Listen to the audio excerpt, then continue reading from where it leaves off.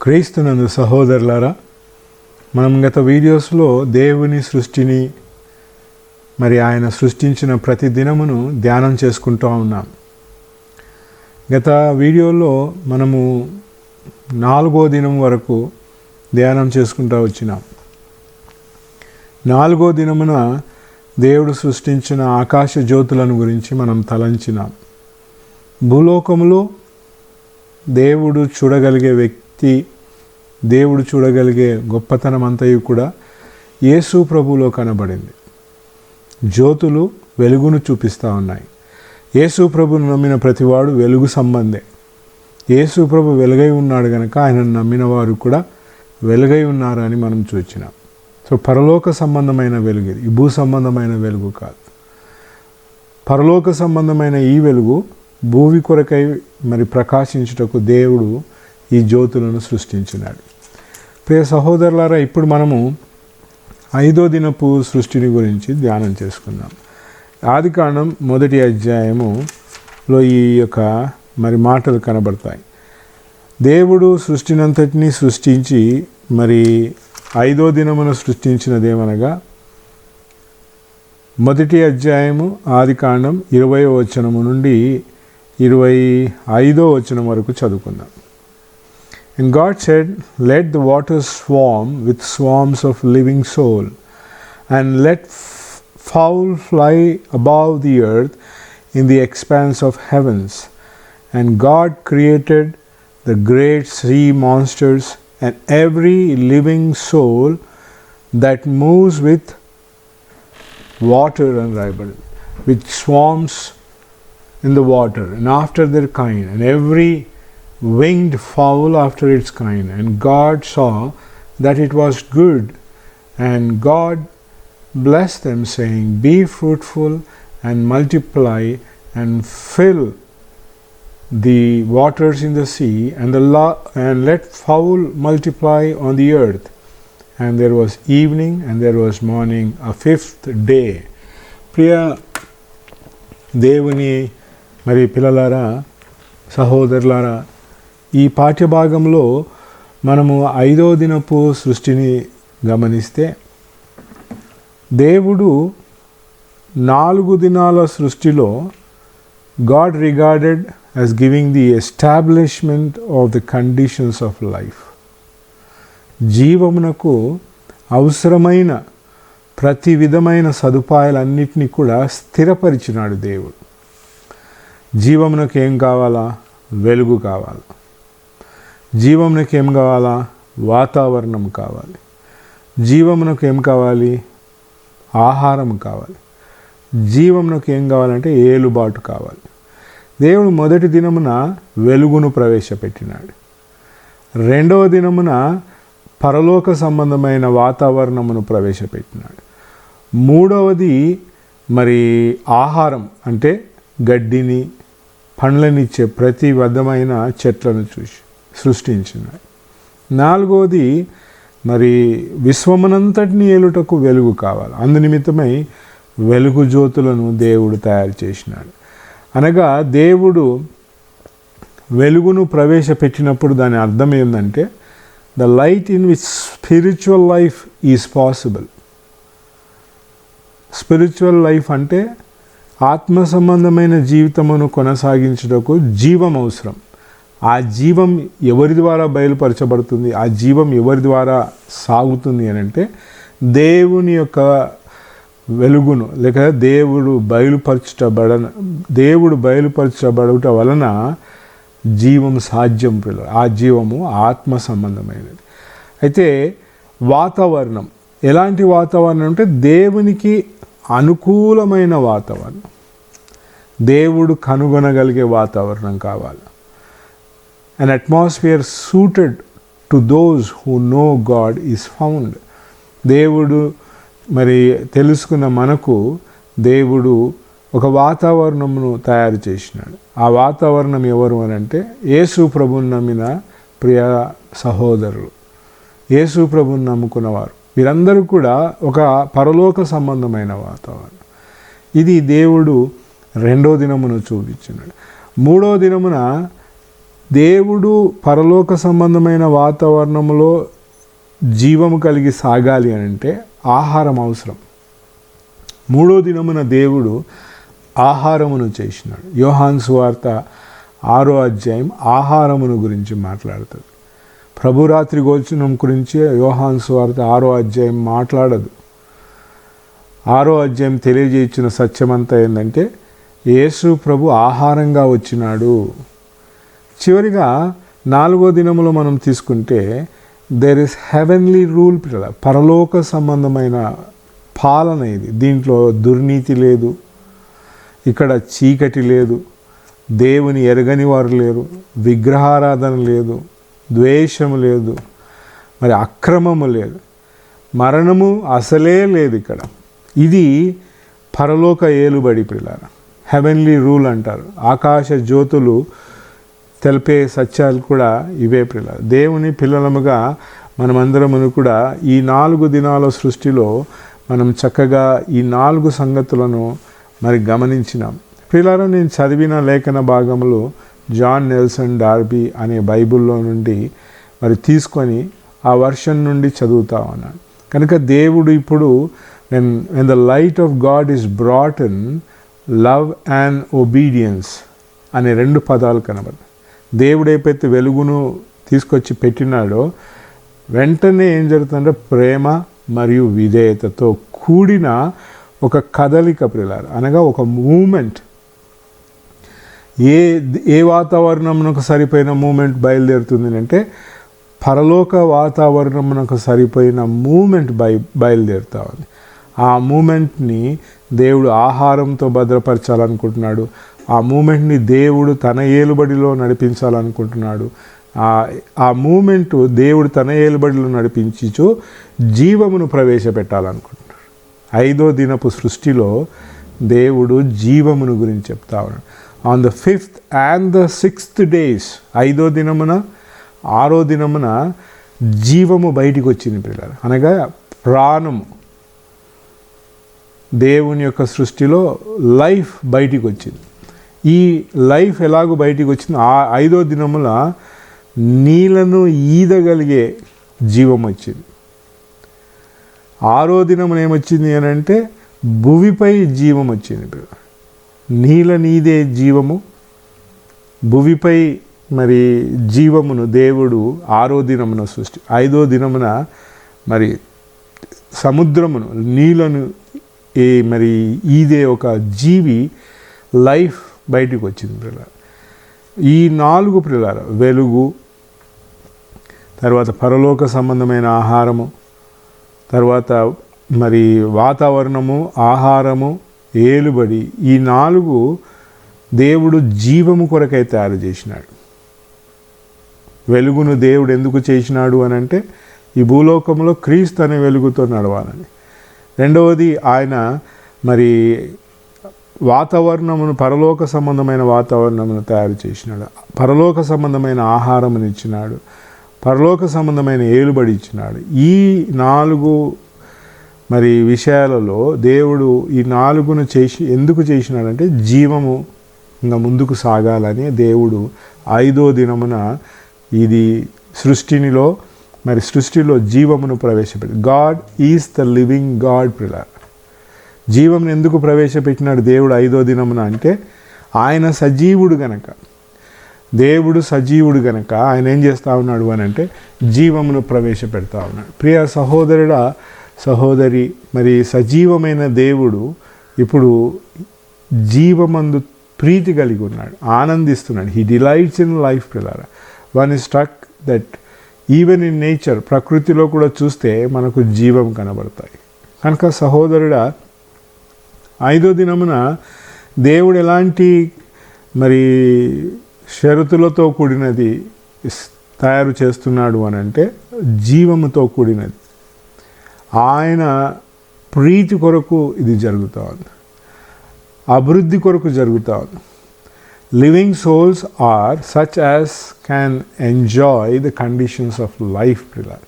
దేవుడు జీవమును ఎందుకు తీసుకొచ్చినాడు అని అంటే జీవమును గురించిన వాతావరణమును లేదా జీవమును మనం ఆనందించాలి అని అంటే జీవంలో ఉన్న సంతోషమును మనం ఆనందించాలి అని అంటే దేవుడు ముందు చేయబడిన 4 దినాలు మన ఎదుటకు రావాలి పిల్లలు. దేవుడు ఆయన అజ్ఞానిగా చేయలేదు, ఇవంతా కూడా జ్ఞానం కలిగిన వాడు పిల్లలు. దేవుని జ్ఞానమును మేధస్సును మనము ఏమాత్రం కొలవలేదు. కనుక దేవుడు వారిని సృష్టించేమనంటే ఈ జీవమును as soon as living souls came in to existence, లేకుంటే సృష్టించబడినాయో దేవుడు అంటున్నాడు హీ బ్లెస్ దెమ్ అని రాయబడింది, వాటిని ఆశీర్వదించినాడు అని రాయబడింది. దేవుని భౌతికపరమైన క్రియలో మొదటి క్రియ ఇది ప్రియులారా, ఆశీర్వదించుట. దేవుడు 4 దినాలు చేసినాడు. ఆ 4 దినాలలో దేంట్లో కూడా ఆయన మీరు అభివృద్ధి కండి, మీరు ఫలించండి చెప్పలే. 5వ దినపు సృష్టిలో ఎప్పుడైతే ప్రాణం బయటికి వస్తూ ఉందో దేవుడు ఏమంటున్నాడు అని అంటే హీ బ్లెస్డ్ దెమ్. దేవుని భౌతికపరమైన మొట్టమొదటి ఆశీర్వచనపు లేదా క్రియ అనవచ్చు పిల్లలు. ఇది జీవమును గురించి మాట్లాడుతుంది. The evidence of his blessing was fruitfulness and increase. దేవుడు దీవించాలి అని అనుకున్నప్పుడు దాని యొక్క రుజువులు ఏమిటిది అని అంటే ఫలభరితము లేదా అభివృద్ధి కావాలి. దేవుడు వీటిని సృష్టించేమనంటే మీరు అభివృద్ధి కండి, మీరు ఫలించండి అని అన్నాడు. దీంట్లో this is the unfailing accompaniment of energy of life. దేవుడు సృష్టించిన ఈ సృష్టిని, ఆదిలో సృష్టించిన ఈ సృష్టిలో అభివృద్ధి కండి, ఫలించండి అని చెప్పే మాటలో ఏముందంటే జీవమునకు అవసరమైన శక్తి ఉంది పిల్లలు, ఎనర్జీ ఆఫ్ లైఫ్. ఎంత శక్తి ఉంది అంటే అది అమోహం, దేవునికి మాత్రమే తెలుసు. వీరిని అభివృద్ధి కండి అనడంలో మనం చాలాసార్లు మనము కూడా అంటాం, నువ్వు చల్లగా ఉండు బాబు అంటాం, లేదా దేవుడు నిన్ను ఎంత ఆ దీవెన, how much is that? Bible చెప్తా ఉంటారు దేవుడు జీవమును తయారు చేసినప్పుడు ఆయన అంటున్నాడు ఫలించి అభివృద్ధి కండి. అంటే వాటిలో ఎంత శక్తిని దేవుడు కలుగజేసినాడో. ఈనాడు విశ్వమంతయు కూడా దేవుడు ఆనాడు కలిగించిన సృష్టితోనే నిండింది పిల్లలు. What an energy of life that was దేవుడు సృష్టించుట్లో. కనుక ప్రియులారా, దేవుడు మరి ప్రవేశపెట్టిన ఈ జీవం లేదా సృష్టించిన ఈ జీవం ఇప్పుడు ఆత్మ సంబంధమైనదిగా స్థిరపరచాలని దేవుడు ముందుకు తీసుకుపోతాడు. 5వ దినమున మరి నీళ్ళలో ఈదుటకు మరి జీవులు బయటికి వచ్చినాయి. అందులో మరి సముద్రంలో ఉన్న చేపలు అని రాయబడింది, తిమింగలాలు, పెద్ద పెద్ద తిమింగలాలతో సహా దేవుడు అంతటినీ కూడా తీసుకొచ్చినాడు. ఈదడము అని అంటే ప్రియులారా, చేపలు సముద్రమును ఈదుకుంటా పోతాయి. ఇట్ గోస్ ఫార్వర్డ్ ప్రియులారా to the currents of the sea. అంటే అలా ఏ ద్వారిలో వస్తుంటే ఇవి దానికి ఎదురు వెళ్తుంటాయి. అలాగే యేసు ప్రభువును నమ్మిన వాడు కూడా కృపలో ఎదురు వెళ్ళడం అంటే కత్తులు కటారాలు పట్టుకుంటా కాదు ప్రియులారా, ఎదురు వెళ్ళడం. చేప ఎలాగో సముద్రంలో నీళ్ళని చీల్చుకుంటా పోతూ ఉంటుందో, సో ఆల్సో యేసు ప్రభువును నమ్మిన వాడు ఎలాంటి ఈదాలి అంటే కృపతో కూడిన ఈత. ఇది కృప అంటే అంతటినీ భరించేదిగా ఉంది, ఏ మాత్రం ఎదురు తిరగదు కృప. అలాంటి మరి వాతావరణంలో చేపలు అనగా మనము both the fish of the sea and living creatures of the earth have been taken up in the wisdom of God. దేవుని యొక్క జ్ఞానములో ఈ రెండుటిని అనగా భూమిపైన ఉన్న జీవరాశులను మరి సముద్రంలో ఉన్న చేపలు, ఈ రెండు కూడా దేవుడు మరి ఈనాడు మనకు తెలియజేయించిన సత్యం ఏంటంటే కృపతో మనము దేవుని కొరకై ఒక ప్రయాణమును చేప ఈదుకుంటూ వెళ్తుంది, జీవరాశులు భూమిపై నడుచుకుంటూ పాక్కుంటూ అంతటినీ ఎదుర్కొంటూ వెళ్తాయి.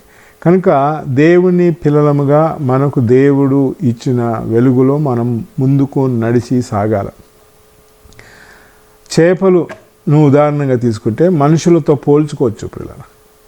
ఎందుకు అలాగూ మనుషులతో పోలుస్తున్నాను అంటే చేపలు ఏం తెలియజేస్తున్నాయంటే natural state and element of men, ప్రకృతి సహజమైనవి. చేపలు మనుషుని యొక్క ప్రకృతి సహజమైన మనసును తెలుపుతుంది పిల్లలు. వీరు ఎలాగో నడిచినారు అని అంటే మరి వాళ్ళ ఆలోచనతోనే నడిచినారు, దేవుని కొరకు నడవలేదు. చేపలు మరి వారి ప్రయాణం వారి కొరకే సాగింది పిల్లలు. అయితే ఇప్పుడు దేవుడు ఏమంటున్నాడంటే మనుషులందరితో అంటున్నాడు, మీరు మీ జ్ఞానము చేత మీ తలంపు చేత నడిచినారు కనుక ఇప్పుడు దేవుని రాజ్యంలో ప్రవేశించండి అంటాను.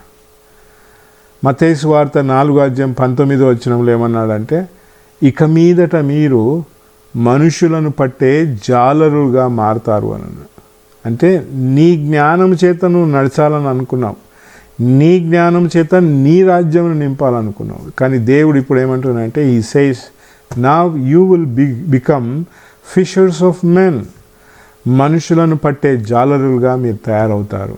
అంటే ఇంకా మీదట మనుష్య తలంపుతో మనుష్య ఆలోచనతో మీరు నడవక దేవుని యొక్క ఉన్నతమైన వెలుగులో మీరు నడవాలి అని దేవుడు సెలవిస్తున్నాడు. మత్తయి సువార్త 13:47 నుండి 50 వరకు చదివితే, మత్తయి సువార్త 13:47 నుండి 50 వరకు చదివితే అక్కడ ఒకడు వల విసిరినాడు అని చూస్తున్నాం. చేపలన్నింటిని తీసుకొచ్చి మంచి చేపలను ఏం చేస్తున్నాడంట, బుట్టలో వేసుకొని పోతా ఉన్నాడు. ప్రియులారా, మరి మంచి చేపలు we find there are good fish and worthless, మంచి విలువైన కూడా ఉన్నాయి. అయితే మంచి చేపలు ఏమిటిది అని అంటే, మంచి చేపల్లో దైవికమైన కార్యములు జరిగి ఉన్నాయి కనుక అవి మంచి చేపలు. ప్రియులారా, దేవుని నమ్మిన ప్రియబిడ్డలమైన మనము ఉదాహరణకు అపోస్తులు యేసు ప్రభుతో సంచారం చేసినారు, వారందరిలో కూడా దైవికమైన కార్యం జరిగింది. ఉదాహరణకు మరి యేసు ప్రభువును వెంబడించిన వారు సువార్తలలో చూస్తే వాళ్ళలో కూడా దైవిక కార్యము జరిగింది. సో వీరు అందరూ కూడా ఎలాగో దైవిక కార్యమును ముందుకు తీసుకొని పోయినారు అని అంటే, మంచి చేపలుగా దేవుడు వారిని ఎంచినట్టుగా చూస్తున్నాం. అంటే చేప ఈదడమే కాదు, ఎదురు దైవికమైన కార్యము కూడా నీ జీవితంలో జరగాల. అదే దేవుడు మన ద్వారా కోరుతా ఉన్నాడు. యోహాను సువార్త 21 తీసుకుంటే అక్కడ గొప్ప సమూహపు చేపలు వలలో పడినట్టుగా చూస్తాం. ఇవన్నీ కూడా రేపు భవిష్యత్తులో మరి 1000 ఏళ్ల పాలనలో అంతటినీ దేవుడు సమకూర్చబోతున్నాడు అనే సంగతిని తెలుపుతా ఉంది. చేపలు దేవుని గ్రంథములు అనేక వెలుగులను బోధిస్తూ ఉంది. దేవుడు ఎందుకు చేపలను తయారు చేసినాడంటే అవి ఒక కదలికలను కలిగి ముందుకు సాగాలి, ఒక ప్రయాణమును ముందుకు తీసుకొని వెళ్ళాలి. ఆ ప్రయాణము దేవుని కొరకు సాగాలి. చేపలు దైవికమైన చేపలు అనగా మంచి చేపలు బుట్టలో పడ్డాయి. నువ్వు మంచి చేపవా? మంచి చేప అంటే నేను చాలా మంచివాడను, నా భక్తి నాకు తెలుసు, నేను ఎంత గొప్పగా ప్రార్థన చేస్తా, నేను ఎంత గొప్పగా అందరికీ సహాయపడతా, నేను అంత చేసినాను అని అనుకుంటాను. దైవికమైన మంచి ఉండాలి నీలో, పరలోక సంబంధమైన మంచి. బుట్టలో దేవుడు నిన్ను తీసి బుట్టలో వేసుకోగలిగే మంచి చేపగా ఉండాలి. లేని ఎడల నష్టము. పిల్లల, దేవుని గ్రంథంలో దేవుడు మరి సముద్రమును కూడా మాట్లాడుకుంటూ ప్రకటన గ్రంథం 21:1 అన్నాడు. ప్రకటన గ్రంథం 21:1 ఏమన్నాడంటే, ఇక సముద్రం లేదు అని అన్నాడు. There may not be such circumstances. ఈ భూలోకంలోనూ ఈదుకుంటా, ఈ భూలోకంలోనూ కఠినమైన పరిస్థితుల గుండా వెళ్తూ దేవుని కొరకై సాగుచున్న ఈ పరిస్థితులన్నీ ఇక ఉండవు. సముద్రం లేదు అంటే ఇక సముద్రం ఉండదు. There won't be any kind of ఎలాంటి అలా నీపై పొరలదు, ఇంకా సమస్తం ముగిసిపోతుంది. పిల్లలు, sea exist no more. The sea and the life connected with it is only for a time. సముద్రము, దాంట్లో ఉన్న జీవము కొద్దిసేపటికే. సముద్రంలో ఈత కొట్టడానగానే అలసిపోతాం కదా, ఈత కొట్టడమే అంటే అలసిపోతాం. కానీ ఎంతసేపు? అది కొద్దిసేపే. ప్రియులారా, దేవుడు నీ కొరకై ఒక చక్కని ప్రయాణం పెట్టినాడు. Are you like a fish? The divine work in the fish. ప్రియులారా, మనుషులను పట్టే జాలరులుగా ఉన్నావా? దేవుని యొక్క చేపగా ఉన్నావా? దేవుడు నిన్ను తన బుట్టలో వేసుకున్నటకు నువ్వు సిద్ధంగా ఉన్నావా? ఈ భూలోకములో అన్నీ ఉన్నా లేకపోయినా ప్రియులారా, భూమి మాత్రం ఉంటుంది. The earth continuous in the eternal state అని రాయబడింది. అంటే ఆత్మీయంగా ఈ భూలోకం ఇప్పుడున్న పరిస్థితి అంతా కూడా లయమైపోతుంది, కాల్చివేయబడుతుంది. బట్ నిత్యత్వములో ఆత్మ సంబంధమైనదిగా ఈ భూమి ఇంకా ఉంటుంది. దేవుడు పరలోకం భూమిపై దిగి వచ్చుట నేను చూచి తిని అంటాడు. కనుక దేవుని పిల్లలముగా మనమందరమును కూడా దేవుని కొరకు సాగాల. భూమిపై ఇప్పుడు సముద్రంలో ఉన్న చేపలను చూచినాం. ఇప్పుడు భూమిపై the living creatures of the earth are seen now. నేలపై ఏమొచ్చినాయంటే ఇంకా భూమిపై జంతువులు వచ్చినాయి, మరి భూమిపై ఆకాశ పక్షులు వచ్చినాయి. The living creatures of the earth are seen in the అపోస్తుల కార్యం 10వ అధ్యాయంలో తీసుకుంటే అనేక రకములైన పశుపాది జంతువులన్నీ కూడా పేతురు దర్శనములో 10వ అధ్యాయం అపోస్తుల కార్యంలో కనబడుతుంది. ఈ saw vision where there was a big 4-cornered sheet. అందులో పవిత్రమైనవి ఉన్నాయి, అపవిత్రమైనవి ఉన్నాయి.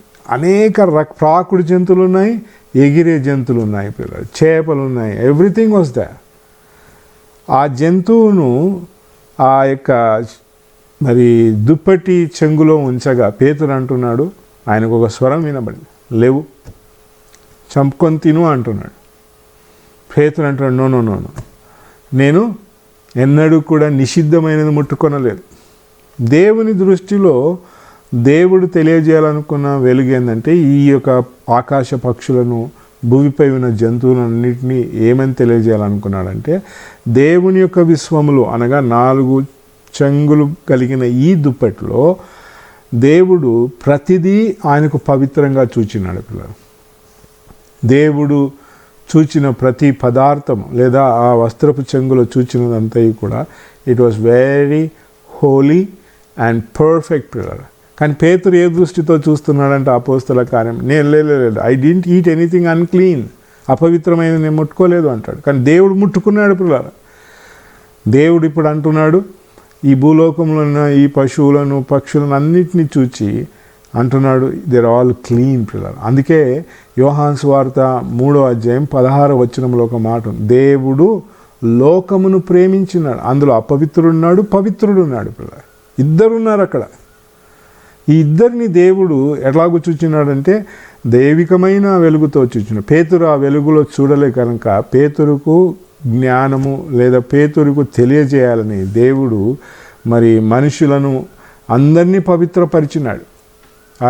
ఆ వస్త్రపు చెంగులో మరి క్రూరమృగాలుకున్న ఇలాంటి క్రూరమృగాలు ఉండవచ్చు. దేవుడు నన్ను మార్చినాడు. పౌలు అన్నాడు, అదిగో పాపులలో ప్రథముడను నేను అని అన్నాడు. అంటే ఎంత కఠినమైన క్రూరమృగముగా ఉండినాడో పౌలు. దేవుడు ఆయనను కూడా మార్చినాడు. దేవుడు పవిత్రమైన పక్షులు కూడా ఉన్నాయి అందులో, వారి ఎంత భక్తిగా ఉన్నారో. నేనైతే నన్ను అపవిత్రమైన జంతువుల జాబితాలో వేసుకుంటాను, ఎందుకంటే నేను సరిపోను. కానీ దేవుడు నన్ను మార్చినాడు. ఎంత గొప్ప దేవుడు నా దేవుడు, నన్ను మార్చినవాడు.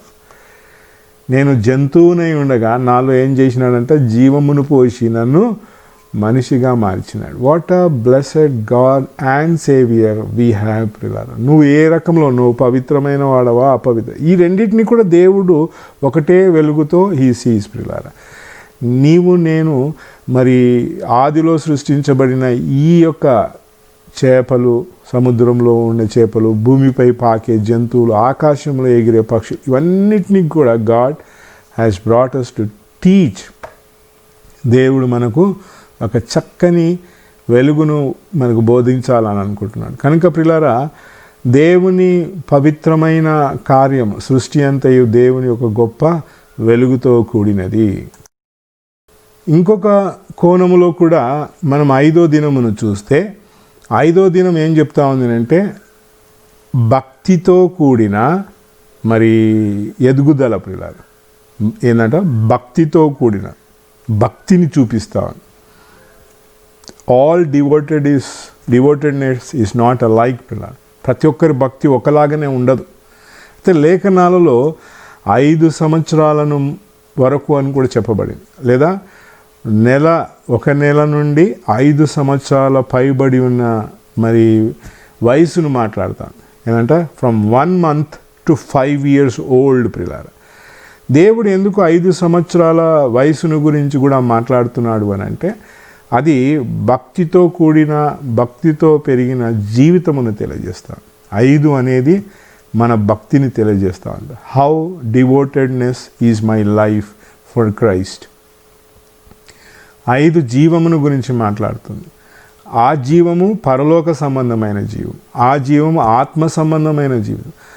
దేవుని నమ్మినవాడు పరలోక సంబంధమైన జీవం కొరకు జీవించాలి. భూలోక సంబంధమైన జీవము కొరకు ఏ నరుడు జీవించకూడదు. దేవుడు నీకు ఇస్తాడు, దేవుడు నీకు ఆశీర్వాదం తెస్తాడు పిల్లలు. కానీ we are not for this world. మా పాప ఆమె ఇంటర్మీడియట్ అయిపోయింది. డాడీ నాకు ఈ మార్కులు కాదు రావాల్సింది, ఇంకా ఎక్కువ మార్కులు రావాలా. అప్పటికే ఆమె కాలేజ్లో she was 3rd in the college ఆమె రిజల్ట్స్ ప్రకారం. నాకు ఇంకా ఎక్కువ మార్కులు రా, ఐ షుడ్ కమ్ ఫస్ట్ అంటే అన్నాను. నువ్వు ఫస్ట్ వచ్చింటే I would be the sorrowful man అని అన్నా. నువ్వు ఫస్ట్ ర్యాంక్ సంపాదించింటే నేను చాలా దుఃఖపడేవాడిని అని అన్నా. ఎందుకు డాడీ అలాగ అంటున్నావు అంటే, no, my children are not for this world. మరి ఆమెకు వచ్చింది కదా ర్యాంక్, ఏం చేస్తాము? ఆమె లోకం కోసమే చదివింది కదా అంటే, దేవుడిచ్చిన జ్ఞానం అది. సో మన భక్తి పరలోకం కొరకే, మన భక్తి భూలోక సంపాదన కొరకు కాదు. పాత నిబంధన భక్తులకు దేవుడు వాగ్దానం చేసినాడు. కానీ ఇప్పుడు కొత్త నిబంధన గ్రంథంలో 5వ దినపు వెలుగు ఏం చెప్తా ఉందంటే, నీ భక్తిని గురించి మాట్లాడుతూ ఉంది. దేవుడు 5వ దినమున మరి ఎదురెళ్ళే శక్తిని గురించి మాట్లాడు, అది భక్తే ప్రియులారా. 5వ దినమున అదిగో దేవుడు జంతువులను, క్రూరమైన జంతువులను మంచి జంతువులుగా మార్చినాడు. ఎందుకంటే తన కొరకై సాక్ష్యం ఇచ్చుకుంటా. అంటే ఇదంతా దిస్ ఆల్ స్పీక్స్ అబౌట్ డివోటెడ్నెస్ ప్రియులారా. నీ భక్తి ఎంత గొప్పగా ఉందో మరి దేవుడు తెలియజేయాలనుకున్నాడు. 1 నెల నుండి 5 సంవత్సరాల వరకు అని మాట్లాడినాడు. 5 సంవత్సరాల నుంచి 25 సంవత్సరాల వరకు అని మాట్లాడినాడు. So God speaks about development. భక్తి అనేది ఒకటే విధముగా ఒక రోజు ఉండదు. ఈరోజు దేవుని కొరకై నేను ఎంత భక్తిగా ఉన్నానో, ఇంకా భవిష్యత్తులో ఐ షుడ్ బి మోర్ ప్రిలారా. నేను ఎంత ఆత్మీయంగా 5వ సంవత్సరం నాడు ఉన్నానో అదే ఆత్మీయత నేను దేవుని కొరకై నిజ భక్తిని కలిగి ముందుకు సాగుకుంటూ వెళ్ళాలి. వీటినన్నిటినీ కూడా దేవుడు, బట్ గాడ్, పౌలు అన్నాడు ఒక మాట, 1 కొరింథీ పత్రిక 15వ అధ్యాయము 10వ వచనం, by God's grace I am what I am అన్నాడు. దేవుని కృప వలన నేనేమై ఉన్నానో అయి ఉన్నాను అని అంటాను. సో కఠినమైన క్రూరముఖమైన సౌలును దేవుడు పౌలుగా మార్చి, ఇప్పుడు అదే పౌలు ఏమంటున్నాడంటే, I am what I yam by grace of God. ఎంత చక్కని వెలుగో ప్రియులారా. 5వ దినములో దేవుడు మన అందరితో కోరుచున్న మరి భక్తిని గురించి కూడా మాట్లాడుతాడు. మరి లేవియా కాండంలో కూడా మనం తీసుకుంటే మరి 27వ అధ్యాయం 8వ వచనంలో ఏం రాయబడింది అని అంటే, ఇశ్రాయేలీలలో ఎవడు పేదవాడు ఉండకూడదు. ఇశ్రాయేలీలలో ఎవడు పేదవాడుగా ఉండకూడదు. ఎందుకు ఉండకూడదు అని అంటే, దేవుడు అంత వనరులను ఇచ్చినాడు ఇశ్రాయేలీలు కానాన్ దేశంలో. ఎలాగో ఆ వనరులను మనం సంపాదించుకోవాలి అంటే, మరి దేవుని యొక్క విలువలను, దేవుని యొక్క మరి వనరులను వాడాలా. ఇశ్రాయేల్ దేశంలో దేవుడు వారికి ఇచ్చిన దేశంలో అంతయు ఫలభరితంగా ఇచ్చింది. If you don't use the things that are given to you, ఆ సారవంతమైన భూమిలో నుండి నువ్వు పండించి నువ్వు సంపాదించకపోతే you will not become rich ప్రియులారా. అలాగే ఆత్మీయంగా కూడా దేవుడు నీకు అనేక వనరులను ఇచ్చి ఉన్నాడు. అనేక రకములైన దీవెనలను, వరములను దేవుడు అనుగ్రహించున్నాడు. So if you don't develop, చాలామందికి బాప్తిస్మం తీసుకోవాలంటేనే భయం ప్రియులారా. నాకు అర్థం కాదు, అదేం అంత కఠినమైన క్రియనా? యేసు ప్రభు చనిపోవటానికి ఇష్టపడినాడు అని రాయబడింది. నువ్వు చనిపోవడానికి ఏం ఆటంకం? భక్తిలో పెరగడం అంటే నువ్వు అభివృద్ధి చెందడానికి నీకు ఇష్టం లేదని అర్థం. బాప్తిస్మం తీసుకున్నవాడే, ఈ లోకమునకు చనిపోయిన వాడే భక్తిలో అభివృద్ధి అవుతాడు. కానాను దేశమునకు చేరాలంటే యోర్దాన్ నదిని దాటుకుంటూ వెళ్ళాలి. ప్రభు అయిన యేసుక్రీస్తు మరణములో పాల్గొని యోర్దాన్ నదిని దాటి కానాన్ దేశానికి పోవాలి. If you not willing to take that place, నువ్వు మరణించిన చోటును స్వీకరించకపోతే యేసు ప్రభు ఎక్కడ నిన్ను నిలబెట్టాలనో ఆ చోటును ఎలాగ తీసుకుంటావు? Unless and until you die. బాప్తిస్మం తీసుకున్నవాడు పరలోక సంబంధమైన వనరులలో పెరుగుతాడు. He becomes a devoted man and he goes. అలాగూ అతడు చేసి ముందుకు సాగుతాడు కదా. నీవు వనరులను వాడకుండా ఈ లోకంలోనే సాగినావు అనుకో, ఎలాగైపోతావంట? ఒక పనికిరాని శవముగా ఉంటావు పిల్ల.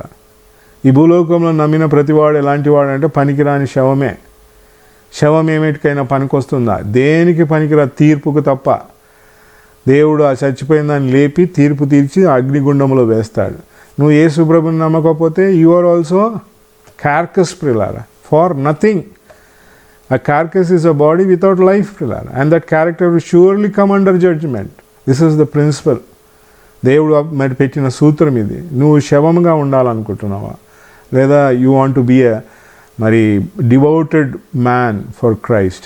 ఆలోచించు పిల్లలు. దేవుడు ఇవన్నిటినీ జీవమును గురించి జీవము అని అంటే దేవుని కొరకు, జీవం అంటే భక్తి కొరకు, జీవము అని అంటే దేవుని యొక్క మహిమ కొరకే పిల్లలు. ఇవన్నీ కూడా నీ భక్తి జీవితంలో దేవుని కొరకై నువ్వు కలిగి సాగాల్సిన మరి ధన్యత నీకు దేవుడు ఇచ్చినాడు. అలాగూ చేసి మరి ఈ 5వ దినపు 2వ భాగమును గురించి మనం ఎదురు చూద్దాం గాక. దేవుడి మాటలు మన కొరకై దీవించును గాక. ఆమేన్.